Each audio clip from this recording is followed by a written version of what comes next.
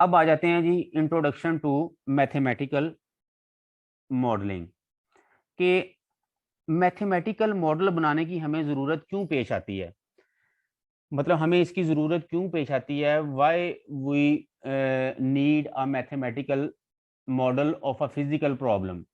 जिस तरह अगर आप अपने इर्द गिर्द देखें कोई बॉडी मूव करती है तो वो एक फिजिकल प्रॉब्लम है, उसको आप मैथमेटिकल फॉर्म में लेके जा सकते हैं। ठीक है, एक कमरा है, उसका टेम्परेचर अगर चेंज हो रहा है तो उसको ही अगर आप मैथमेटिकल मॉडलिंग करके आप एक मैथमेटिकल मॉडल बना सकते हैं जो कि कमरे में टेम्परेचर को डिस्क्राइब करे। ठीक है जी। इस तरह आपके इर्द गिर्द जो डेली लाइफ के जो प्रॉब्लम है, मैथमेटिकल इक्वेशंस की मदद से आप उन फिजिकल प्रॉब्लम्स को मैथमेटिकल प्रॉब्लम में रिड्यूस कर सकते हैं और वो बड़े हेल्पफुल होते हैं। ये मैं अभी आपसे डिस्कस करता हूँ। That's why we need mathematical modelling of physical problems. ये मॉडलिंग हम करते कैसे हैं जी। उसमें सबसे पहले तो ये देखें कि आपके पास कोई भी अगर फिजिकल प्रॉब्लम हो, उसमें क्या होता है, चीजें आपस में रिलेट हो रही होती हैं। ठीक है जी, चीजें क्या हो रही होती हैं, आपस में रिलेट हो रही होती हैं। रिलेट कैसे कि उसमें कोई एक चीज डिपेंड कर रही होगी, एक डिपेंड करती है किसी दूसरी चीज के ऊपर, मीन उसमें डिपेंडेंट वेरिएबल होंगे और इंडिपेंडेंट वेरिएबल्स होंगे।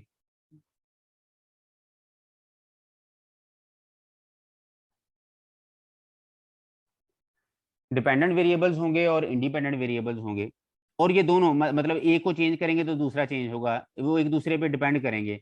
और इंडिपेंडेंट जो होंगे उनके ऊपर डिपेंडेंट वेरिएबल्स डिपेंड करते हैं। ठीक है, अब जिस तरह रूम का अगर लेट्स सपोज अगर आप टेम्परेचर देखें तो ये बाहर के इन्वायरमेंट पे डिपेंड कर रहा है। अगर आपका बाहर का जो इन्वायरमेंट है अगर हॉट होगा तो वो उसे कहते हैं वो आपका रूम का टेम्परेचर भी हॉट होगा। अगर बाहर का इन्वायरमेंट कूल होगा तो रूम का टेम्परेचर भी कूल होगा। ठीक है, और सोर्स पे भी डिपेंड करता है। लेट्स सपोज अगर आपने अंदर रूम में हीटर लगाया हुआ है, ये एक सोर्स है, तो वो आपके रूम के टेम्परेचर को गर्म करना शुरू कर देगा, मतलब रूम का टेम्परेचर बढ़ाना शुरू कर देगा। इस तरह अगर आपने अंदर अपने रूम में एसी लगाया हुआ है तो वो भी एक कूलिंग सोर्स है जो कि आपके रूम के टेम्परेचर को कम करना शुरू कर देगा।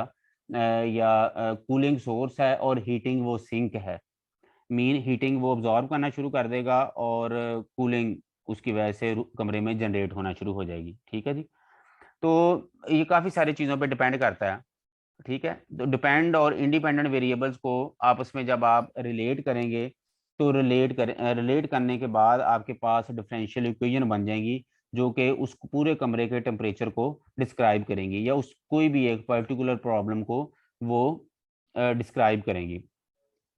फिर हम अजम्पशंस लेंगे। ठीक है, बहुत सारी अजम्पशंस हो सकती हैं जिनको हम अजम्पशन यूज करेंगे ताकि उन अजम्पशंस को यूज करते हुए हम अपने फिजिकल प्रॉब्लम को सिंप्लीफाई कर सकें, और सिंप्लीफाई जो आपके पास फिजिकल प्रॉब्लम होगा उसको फिर आप इजीली मैथमेटिकल मॉडल में रिड्यूस करके सॉल्व कर सकें। ठीक है, अजम्पशन यूज करेंगे। जिस तरह कमरे में आपकी विंडो ओपन हो सकती है, कमरे में कोई लीकेज हो सकती है, इससे कूलिंग और जो आपके पास हीटिंग है वो कमरे की इफेक्ट होगी विद द सेम सोर्स।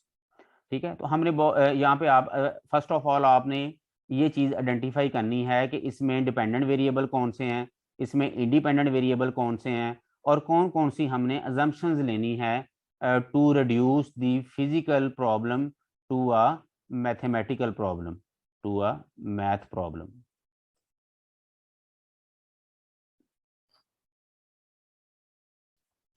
अब ये देखें, जो आपके पास डिपेंडेंट वेरिएबल होगा वो इंडिपेंडेंट वेरिएबल के ऊपर डिपेंड करेगा। मीन जिस तरह हमने पहले लिए थे कि डिपेंडेंट वेरिएबल अगर आपके पास y है और इंडिपेंडेंट वेरिएबल क्या है, x है, तो y x पे डिपेंड कर रहा है। मीन जब x चेंज होगा तो y चेंज होगा। ठीक है जी, जब हमने चेंज की बात करनी है तो इसका मतलब ये हुआ कि वहाँ पे डिफ्रेंसिएशन आपके पास इन्वॉल्व हो जानी है, मीन वहाँ पे डेरिवेटिव इन्वॉल्व हो जाने हैं। Partial y sorry d y by d x आपके पास आ जाएगा, d square y by d x square आ जाएगा, similarly d cube y by d x cube, d n y by d x power n. इस तरह मतलब different derivatives इसके अपीयर हो जाएंगे जब आप डिपेंडेंट और इंडिपेंडेंट वेरिएबल्स की आपस में चेंज को नोट डाउन करना चाहेंगे। जब डेरिवेटिव इन्वॉल्व हो जाएंगे और वो आपस में रिलेट कर रहे होंगे, तो उनको आपस में रिलेट करके हमारे पास क्या बनेगी, डिफरेंशियल इक्वेशंस बनेगी। ठीक है, वो मतलब डिफरेंट लॉज को यूज करते हुए और इन डेरिवेटिव्स को यूज करते हुए आप क्या बनाएंगे, डिफरेंशियल इक्वेशंस बनाएंगे इन डेरिवेटिव्स के आपस में रिलेशंस की मदद से, using some physical laws. Physical laws जो कि ऑलरेडी इस्टेब्लिश हैं, जिस तरह आप कह सकते हैं न्यूटन सेकंड लॉ, जो कि मोशन के प्रॉब्लम को डील करता है। इसी तरह आप कह सकते हैं Newton law of cooling and heating.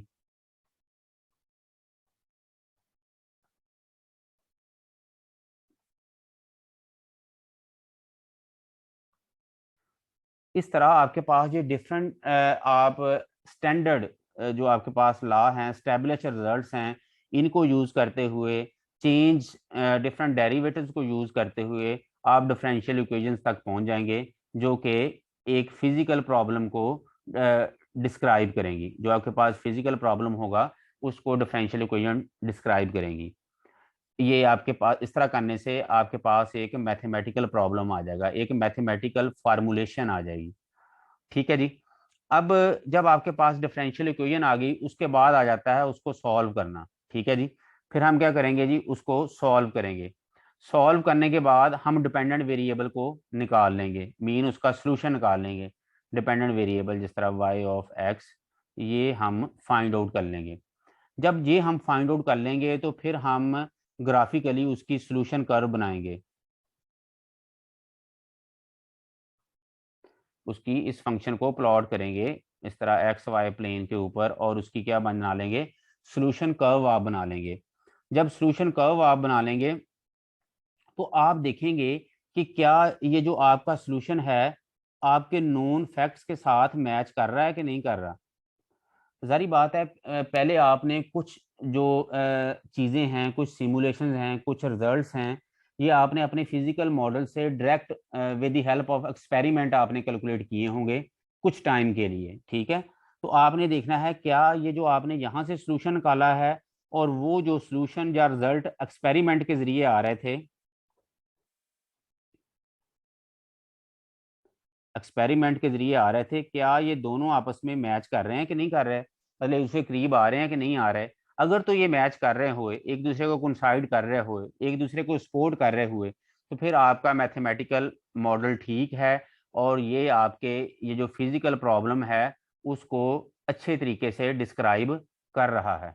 और अगर यहाँ पे ये दोनों मैच नहीं करते या इनमें बहुत ज़्यादा डिफरेंस आ रहा होता है, तो फिर आप दोबारा से आप देखेंगे कि क्या इशू क्या है, आप अपनी assumptions को चेंज करेंगे। ठीक है, जो उनके आपस में रिलेशंस हैं उनको इम्प्रूव करने की कोशिश करेंगे और सेम ये प्रोसेस रिपीट करेंगे जब तक आपके पास ये सॉल्यूशन वाला डाटा और एक्सपेरिमेंटल वाला डाटा अप्रोक्सीमेटली मैच नहीं कर जाते। ठीक है जी। अब इसका एडवांटेज क्या होगा, अब देखें, आप ये भी कह सकते हैं कि जी हमने एक्सपेरिमेंट की मदद से हम चीज़ें निकाल लेते हैं, हमें क्या ज़रूरत पड़ी मैथमेटिकल जो मॉडल है उसको बनाने की, क्यों हमें इसकी ज़रूरत पेश आई। इसकी जो ज़रूरत हमें इसलिए पेश आई कि एक्सपेरिमेंट आप बार बार रिपीट नहीं कर सकते, कभी कभार मुख्तलिफ फर्म्स में एक्सपेरिमेंट बहुत कॉस्टली होते हैं। ठीक है, उनको करने के लिए आपको बहुत ज़्यादा प्राइस पे करना पड़ती है। तो और दूसरी रीज़न ये है कि आपका बहुत ज़्यादा टाइम कंज्यूम होता है, वो बहुत ज़्यादा प्रोसेस में डिले आ जाता है। एक्सपेरिमेंट आपका इवन मंथ्स ईयर्स तक चलता रहता है। ठीक है, तो अगर आप एक दफ़ा एक थोड़ी वैल्यूज़ के लिए, थोड़ी एक्सपेरिमेंटल वैल्यूज़ के साथ आप मैथमेटिकल मॉडल बना लेंगे, तो फिर आप उस मैथमेटिकल मॉडल में अगर लेट्स सपोज आपके पास y is equal to y of x solution आ गया, तो फिर आप एक्स को जहाँ पे जो मर्जी वैल्यू देते जाएं उसके क्रॉसपोंडिंग आपके पास वाई की वैल्यू आती जाएगी। लेकिन एक्सपेरिमेंट की मदद से फॉर एग्जांपल आप 0 से लेके 5 तक जब एक्स की वैल्यू वेरी कर रही है, उस वक्त का ही डाटा आपके पास है। लेकिन इस मैथमेटिकल सॉल्यूशन की मदद से आप 5 से लेके 1 मिलियन तक आप एक्स की वेरिएशन के करस्पॉन्डिंग वो डाटा नोट डाउन कर सकते हैं। उसके लिए आपको एक्सपेरिमेंट की ज़रूरत नहीं है, तो इजीली आप कर सकते हैं। मीन कि ये सोल्यूशन होगा मैथमेटिकल मॉडल का, वो स्टेट ऑफ सिस्टम को फिर डिस्क्राइब करना शुरू हो जाता है। In other words, the value of the dependent variable for appropriate value of T और एक्स, यहाँ पे इंडिपेंडेंट वेरिएबल टी हो सकता है, एक्स हो सकता है, डिस्क्राइब द सिस्टम, उस सिस्टम को बयान करेंगे किसमें, पास्ट में, प्रेजेंट में और फ्यूचर में, with the help of mathematical